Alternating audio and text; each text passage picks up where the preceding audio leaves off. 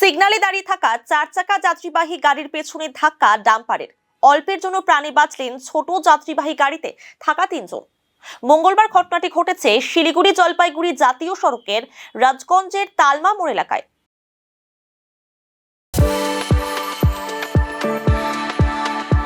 We are the dreamers, the achievers, and the leaders.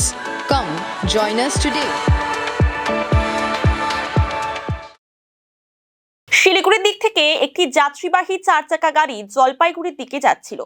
তালমা সংলগ্ন এলাকায় traffic signal পড়ায় দাঁড়িয়ে পড়ে যাত্রীবাহী ছোট 4 চাকা গাড়িটি। সেই সময় পেছন দিক থেকে আসা একটি ডাম্পার দাঁড়িয়ে থাকা 4 চাকা গাড়িটির পেছনে ধাক্কা মারে।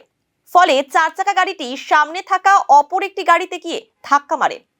এই ঘটনায় ছোট 4 চাকা গাড়িটির সামনের ও পেছনের অংশ দুমড়ে মুচড়ে যায়। অল্পের জন্য প্রাণে বেঁচে যান গাড়িতে থাকা 3 জন। খবর পেয়ে ঘটনাস্থলে ছুটে আসে রাজগঞ্জ থানার পুলিশ। দুর্ঘটনাগ্রস্ত গাড়িগুলিকে উদ্ধার করে গোটা ঘটনার তদন্ত শুরু করেছে পুলিশ। तो गाड़ी धीमा करके मैं भी वो आगे शायद आगे वो डंपर होगा वो शायद आगे मेरी उसका आगे थोड़ा गाड़ी था तो अचानक पीछे से आकर वो घुटते मारते मारते चला गया मारते मारते ऐसा मारा कि वो उस पे घुस गया गाड़ी। भगवान का शुक्र है किसी को कुछ नहीं हुआ हम लोग को। अभी हम लोग राजगंज से कामाख्या जा रहे हैं गुवाहाटी जा रहा है। कुछ नहीं हुआ थोड़ा है उसका कुछ नहीं। मेरा नाम रवि मंगल। একটা অ্যাক্সিডেন্ট হলো, ওই যে সিগন্যাল পড়েছিল তো, সিগন্যালের জাম লাগিয়েছিল, সেই জন্য একটা মারুতি ভ্যান ওর পিছনে একটা ডাম্পার ধাক্কা মারে।